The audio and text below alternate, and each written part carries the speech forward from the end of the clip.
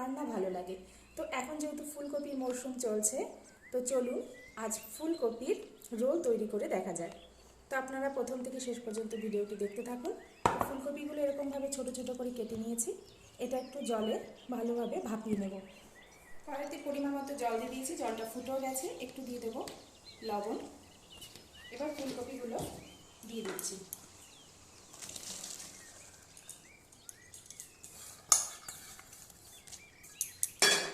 ফুলকপিটা ভালোভাবে ভাপিয়ে নিচ্ছি। তো ততক্ষণে আমি ময়দাটা মাখিয়ে নেব।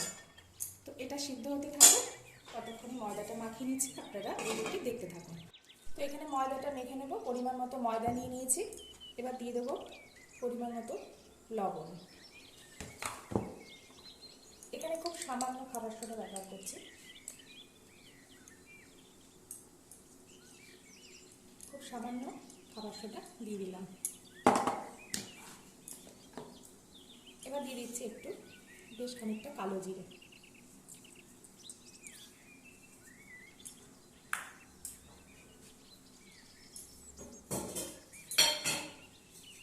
এবার দিয়ে দিচ্ছি রিফাইন্ড অয়েল। মনটা একটু ভালোভাবেই দিতে হবে, এতে খেতে ভালো মুচমুচে হবে।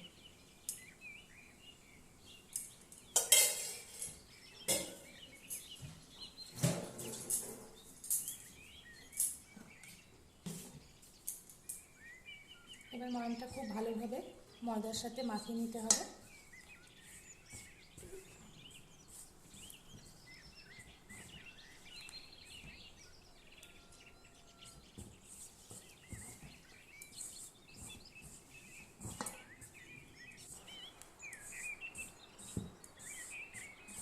এবার অল্প অল্প জল দিয়ে ময়দাটাকে খুব সুন্দরভাবে মেখে নেব।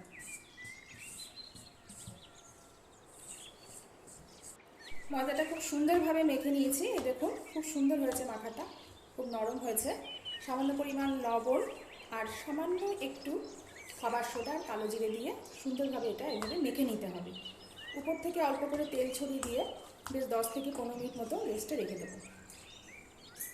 উপর থেকে একটু তেল ছড়িয়ে দিচ্ছি।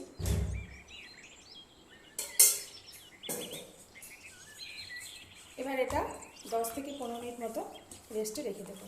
ওদিকে ফুলকপিটা আমার ভাপা হয়ে গেছে। এবার ওটা রান্না করে নেব, ততক্ষণ এটা রেস্টে থাকুক। ফুলকপিটা খুব ভালোভাবে সিদ্ধ হয়ে গেছে। এই দেখুন, এবার এটাকে খুব ভালোভাবে জল ঝরিয়ে নিতে হবে। সরষের তেল দিয়ে দিয়েছি। তেলটা ভালোভাবে গরম হয়ে গেছে। এবার ফোড়নের জন্য নিয়ে নিয়েছি গোটা জিরে। এবার ফুলকপিগুলো দিয়ে দিচ্ছি।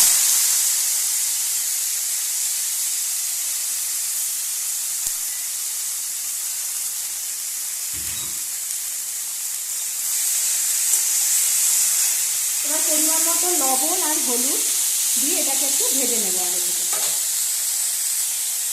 দিয়ে দিচ্ছি পরিমাণ মতো লবণ।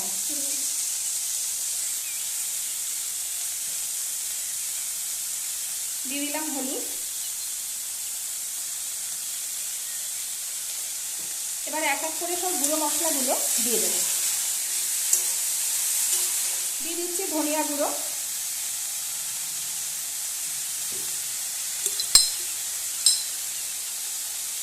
এবার দিয়ে দিচ্ছি জিরের গুঁড়ো।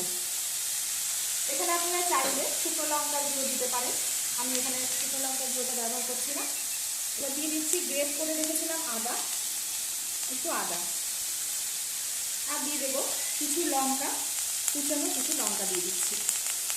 এখানে আমি শুকনো লঙ্কাটা ব্যবহার করছি না, আপনারা চাইলে করতে পারেন। তবে শুকনো লঙ্কা না দিয়েও কিন্তু রান্নাটা খুব খেতে সুন্দর এবং দেখতেও খুব সুন্দর হবে। সুতরাং শুকনো লঙ্কাটা দেওয়ার কোনো প্রয়োজন নেই। এবার দিয়ে দেবো একটু চিনি। যেহেতু একটা নিরামিষ রান্না এবং একটা রোল হবে, তো ওটা খেতে যাতে একটু ভালো লাগে তার জন্য দিয়ে দেবো একটু চিনি।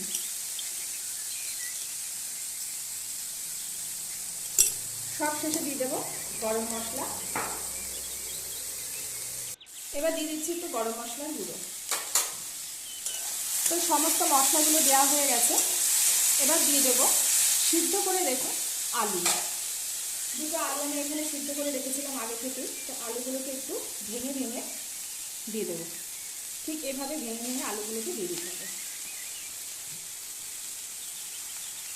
এতে বাইন্ডিংটা ভালো আসবে।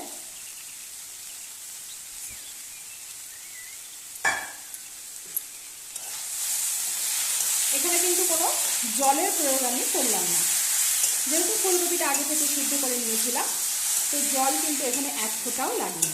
তাই দেখুন কতটা সুন্দর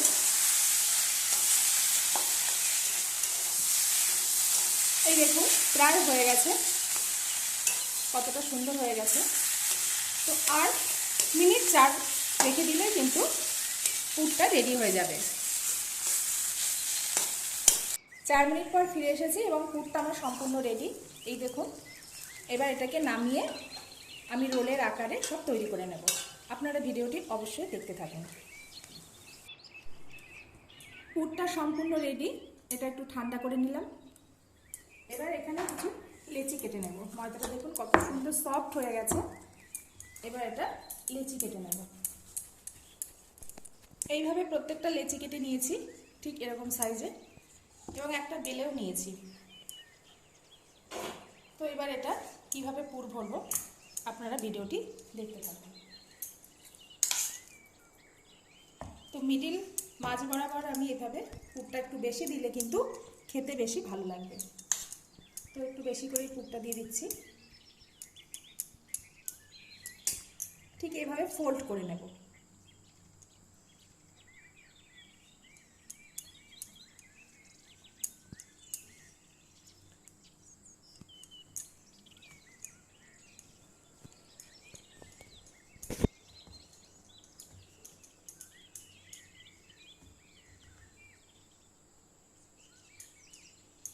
যাতে খুলে না যায় একটু এভাবে দিয়ে দিতে হবে।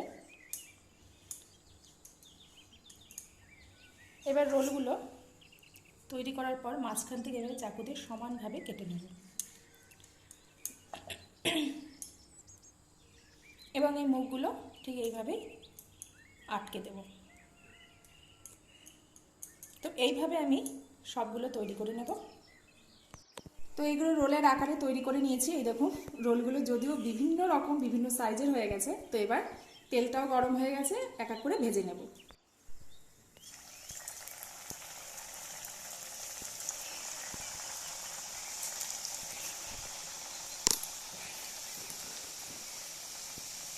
মিডিয়াম আঁচে দিয়ে খুব ভালোভাবে কিন্তু এগুলো ভেজে তুলতে হবে।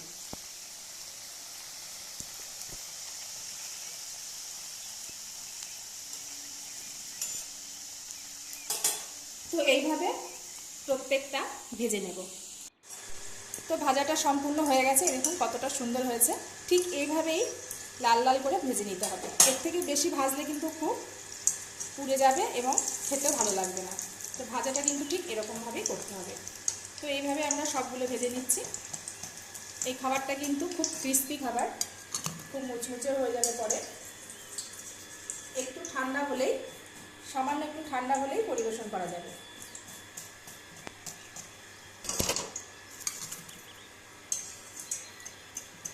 খুব সহজ পদ্ধতিতে কিন্তু এটা করা। এখন ফুলকপি সবার বাড়িতেই কম বেশি থাকে, তো এভাবে যখন যখন মন চাইলে কিন্তু বানানো যেতে পারে। খুব সামান্য উপকরণ দিয়ে এটা তৈরি। তো আপনারা বাড়িতে চাইলে এরকম যখন তখন কিন্তু বাড়িতে কেউ আসলেও বানিয়ে দিতে পারেন। এটা সন্ধ্যের টিফিন হিসেবে কিন্তু খুবই জনপ্রিয়। ফুলকপির রোল সম্পূর্ণ রেডি। এই দেখুন কতটা সুন্দর লাগছে দেখতে, খেতেও কিন্তু খুব লোভনীয়। আমি একটা ভেঙে দেখাচ্ছি, দেখুন কতটা ক্রিস্পি। ফুলকপিটাও ভেতরে দেখুন কত সুন্দর লাগছে, পুরোটা পুর ভরে রয়েছে, সম্পূর্ণটাই পুর ভরা। খেতেও কিন্তু খুব টেস্টি। তো বন্ধুরা বাড়িতে আপনারা এটা অবশ্যই ট্রাই করে দেখবেন এবং কমেন্টে জানাবেন যে কতটা খেতে ভালো লাগলো। তো এইরকম সন্ধ্যে বিভিন্ন নিত্য নতুন ভিডিও পেতে আপনারা অবশ্যই আমার চ্যানেলটাকে সাবস্ক্রাইব করে দেবেন। তো আজ এই পর্যন্তই, নমস্কার।